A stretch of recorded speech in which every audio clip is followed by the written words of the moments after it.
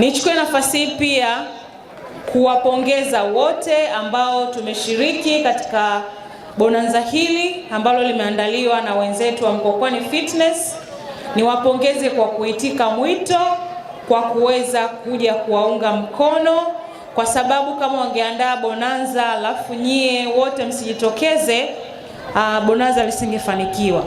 Kwa hiyo nichukue nafasi hii kuwapongeza wote mliopokea mialiko, mmeshiriki, mlioweza kufika moja kwa moja, mlioshiriki kwa mawazo na kuweza kufanikisha jambo hili, wote tunawapongeza sana. Mtazamaji, niko na mwenyekiti wa Mkwakwani Fitness Club, lakini ataweza kujitambulisha majina yake na atueleze siku ya leo imekuwa ni siku ya aina gani ya kipekee. Kiongozi, karibu sana kwa majina yako. Kwa majina naitwa Said Juma Said, ni mwenyekiti wa Mkwakwani Fitness Club.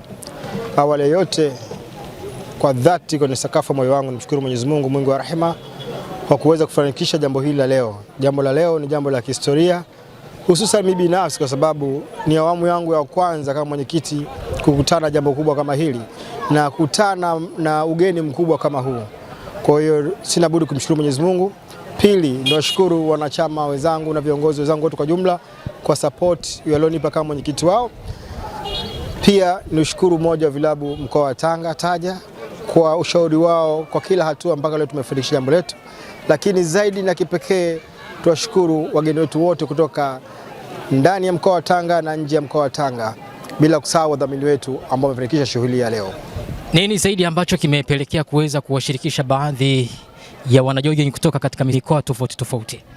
Okay, kwanza sisi kama Mkwakwani Fitness huwa tuna network ya vilabu mbalimbali ambao tunafahamiana navyo, na pia michezo huwa mnatengeneza network ambayo yenye kudumu. Lakini sababu kubwa ya kualika kwa sababu hata wao wanatualika wakiwa na majambo yao.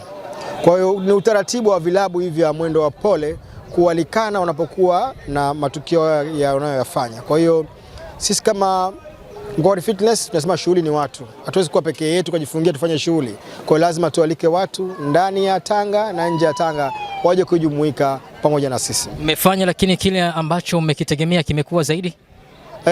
Tunashukuru tumefanya kwa sababu kwanza maandalizi yalikuwepo, lakini ni ya muda mfupi, lakini tumefanya tukio kubwa kama hili, lakini vile vile tukio lolote laweza kukosa changamoto.